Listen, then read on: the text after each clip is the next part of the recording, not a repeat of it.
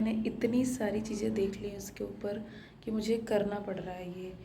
मैंने नहीं सोचा था कभी कि ये दिन भी देखना पड़ेगा कि मतलब ऑलरेडी लड़कियों को मार दिया गया है डाउरी के लिए, और उसके बाद भी इतनी बेशर्म लोग हैं कि इतनी कॉन्फिडेंस है उनके अंदर उस चीज़ को लेके कि उनके अंदर कोई गिल्ट ही नहीं है कि उन्होंने मारा है किसी को दहेज के लिए या फिर किसी भी चीज़ के लिए। And I don't understand this thing कि हमारे पेरेंट्स हमें पढ़ा रहे हैं, वो बोल रहे हैं मुझे कि तू एजुकेशन ले ले शादी के पहले, जस्ट बिकॉज मैं एजुकेटेड हो जाऊँगी तो मैं अपनी डिसीजन ले पाऊँगी और मेरे पास एक पावर होगी, दैट्स ऑल। पर वो लड़की त्विषा शर्मा वो एजुकेटेड थी, मिस पुणे रह चुकी थी, और मुझे नहीं लगता कि मतलब वो कितनी पावरफुल थी अगर उसको देखा जाए तो। फिर भी उसकी मम्मी बोल रही हैं उसको कि बेटा कॉम्प्रोमाइज़ तो करना पड़ता है। ये पता है, ये जितनी भी सिचुएशंस हो रही हैं, ये जो भी हो रहा है, रेप केसेस या फिर जो भी है, क्योंकि हमारी मदर्स लड़कियों को ना इतना बोल्ड होने नहीं दे रही हैं। जैसे मैं अपने घर में हूँ, मैं अगर कुछ बोलती हूँ, मैं बोलती हूँ कि ये गलत है या फिर फेमिनिज़्म या फिर जो भी चीज़ें हैं, अगर मैं बोल रही हूँ तो मुझे ये लोग चुप करा के बोलेंगे कि तू ज़्यादा बोल रही है, लड़कियों को इतना नहीं बोलना चाहिए। और मुझे लग रहा है कि जो लड़कियाँ नहीं बोल रही हैं अपने लिए, उनके साथ मोस्ट ऑफ द टाइम यही हो रहा है। क्योंकि मैं अगर बाई चांस होती उस सिचुएशन में तो मैं ये नहीं सहती, मैं पुलिस को कब का बता चुकी होती कि ऐसा है, ये है, वो है। क्योंकि ऑलरेडी आप लड़की हो, आपके पास बहुत सारी पावर है। पर उसको लगा कि मैं अपनी फैमिली से सपोर्ट ले सकती हूँ और उसने कोशिश की। तो आज वो पेरेंट्स रो रहे हैं कि हमारी बेटी मर गई या फिर जो भी हुआ। पर आप समझो, मर गई है, उसके पहले कितना कुछ उसने सहा होगा।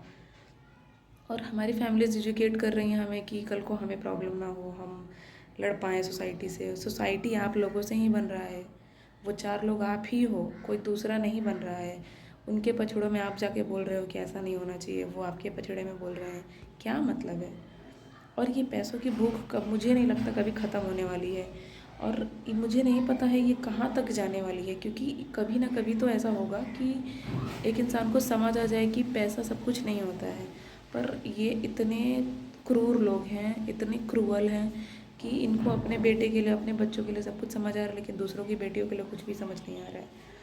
ये आपको मार देंगे, ब्रूटली किल कर देंगे, उसके बाद भी एक शिकन नहीं है उनके चेहरे पे। बेशर्मी की हद हो गई है एकदम। और मेरा एकदम ऐसे हो गया कि मतलब कैसे बेटी भी गई, पैसा भी गया, इज्जत भी गई। बैठे हैं, लड़की के पेरेंट्स बैठे हैं, बैठ के रो रहे हैं, रोने के अलावा कुछ नहीं बचा। तो इट्स बेटर कि आप अपने लड़कियों को इतना ज़्यादा काबिल बना दो कि और वो बोल रही हैं तो सुनो। मोस्ट इम्पॉर्टेंटली सुनना ज़रूरी है। इंसानियत पूरी तरह ख़त्म हो चुकी है।